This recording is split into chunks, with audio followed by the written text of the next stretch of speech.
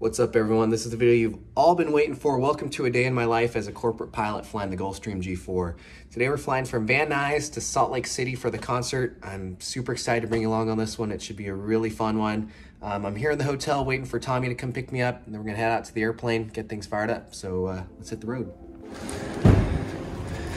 Gear down in the house. Let's go. It's time for a little Salt Lake City action. Ooh, about to be crazy tonight. Hometown show for Post. It's gonna go wild. Let's go.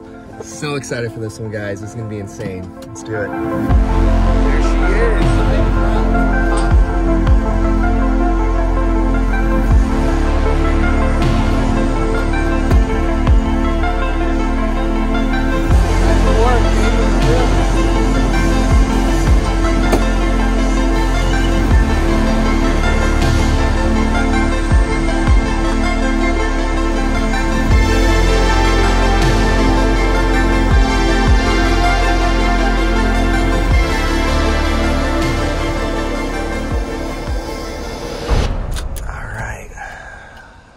Fire up the G4. Here we go.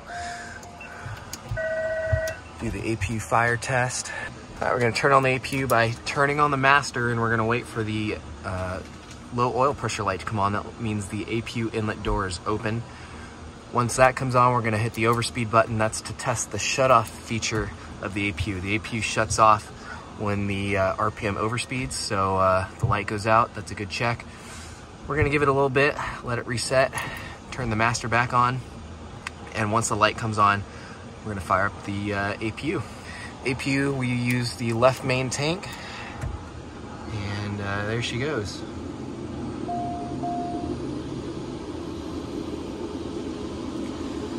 Waiting for RPMs to come all the way up, and then we'll transfer the power source from the batteries to the APU.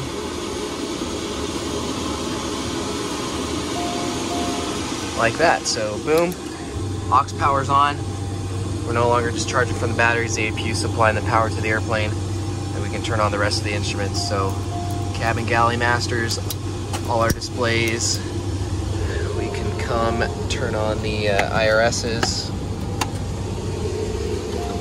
FMSs, and that's it. That's how you turn on the G4. Cage the attitude indicator. Still got my mark in this plane. How to do it. This is cool. So this is called our display controller. The display controller does a lot of things. It can control what comes up on this screen. So for example, I have the engine start page up. I can change it to the brake page. It tells you all the brake temperatures, stuff like that. Change it to the hydraulics. So we do a lot. And then with the map page, I'm gonna come here and change it to vectors on the wind. So it'll tell me what the winds are doing, and yeah, you can do all sorts of cool stuff on here. Coming down here, we can initialize the FMSs, so load the positions on both sides. And obviously they flew at night last, so we can brighten those. All the way, there we go. And let those come up. In the meantime, let's go check out the back. Coming back here to the cabin. We don't have a flight attendant on this bird, so we're responsible for everything back here, making sure the seatbelts all look nice. There's ice and drinks and snacks. Everything's the way it should be. So we do all that. I'm gonna request some ice. I'm gonna load the snack box, everything, fix all the seatbelts, just make it look presentable back here. Fix the seatbelts, make those look all nice.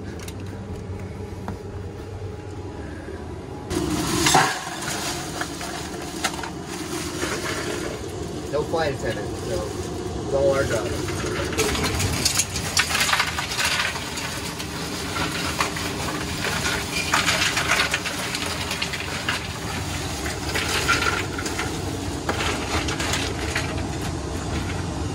You guys wanted a day in the life, you got it. This is it. It's a day in the life. It's glamorous. All right, we'll come outside here, do a little walk around. What's up? One of my homies. So here she is in all her glory. She's a beauty.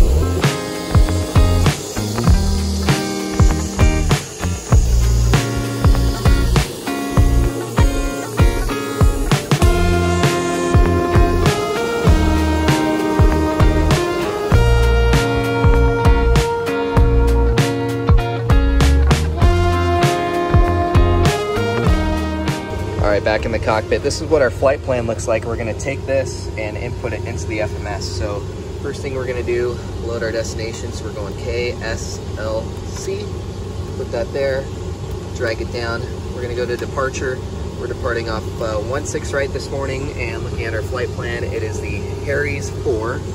So we're gonna load that, and we have the Las Vegas transition. Load that, activate it. Now keep in mind, this is just preliminary. We're still waiting for our IFR clearance that we're gonna get in about a half hour. And then we're gonna go through and enter the rest of the waypoints after Las Vegas. So I'm gonna load that real quick and I'll catch you guys after. All right, so I'm currently up here monitoring the fueling, just making sure they're balanced. I'm currently only feeding into the left one because the right side's a little heavier, so I've got it closed up here. Once they're balanced, I'll turn it back on. So just monitoring the fueling, making sure everything is in balance and coming up the way it should. Now that they're balanced the way I want it to, I can come back up here, open the shutoff, and now it'll feed fuel into both tanks. Here's some of the functional checks on the G4. So this is the fire test. We're looking for 8 lights. So we got 2 on the button, 3, 4, 5, 6, 7, and 8 that lights up on the fuel cock. So that's a good test. 8 lights, and then we have a checklist that pops up. So we can just exit it there. That's a good test.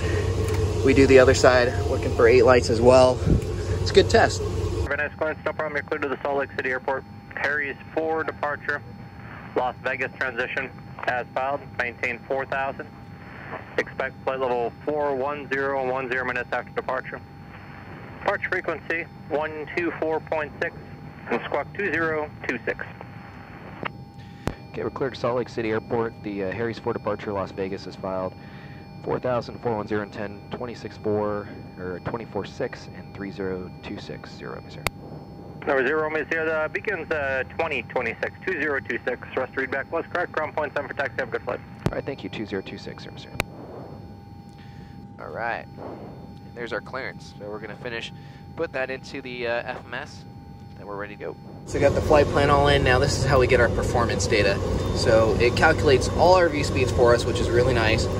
We just have to put in the information. So we're gonna be cruising at 41,000 feet. The winds are 219 at 50. We're gonna put that in here at 41,000 feet. We're gonna have 5 passengers and 200 pounds of cargo. Let it compute. And the current winds here are 150 at 11. It's already got the temperature in there. That all looks good. And here's our numbers. So we're gonna go like that. And here's our V speeds. They also come up on the display controller. So that's it. Got all our speeds, we got our clearance, we got our altitude, and I'm all done up here. We're ready for a flight. And the last thing we need is passengers. So I'm not gonna film any of the startup or the takeoff. We'll save that for another video. So I'll meet you guys up front at cruise. We'll talk with Tommy a little bit more about this unique operation, how we got to this point in our careers, all that good stuff. So we'll catch you guys at cruise.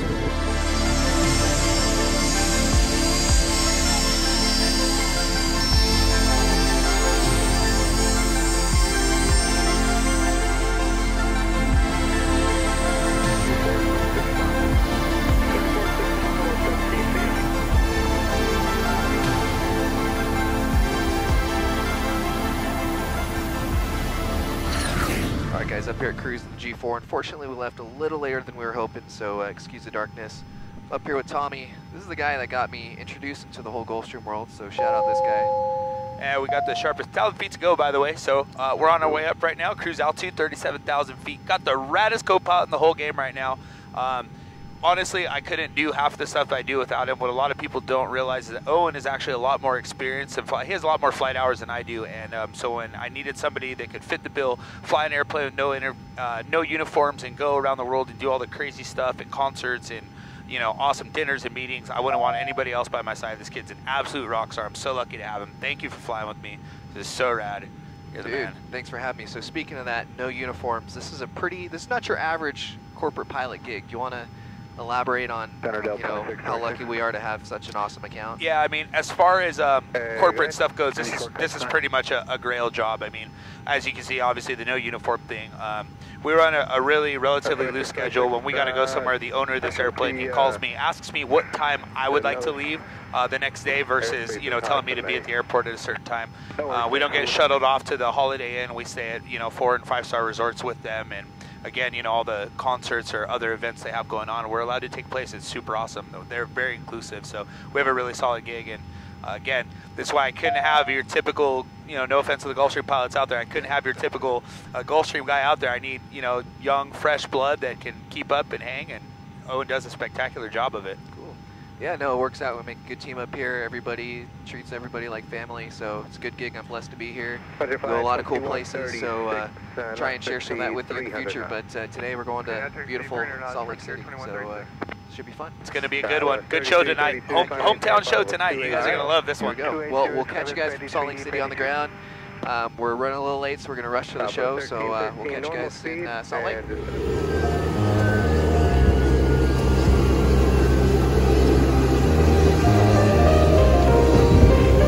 Alright, Salt Lake City. Just doing the pins real quick, and we're out of here.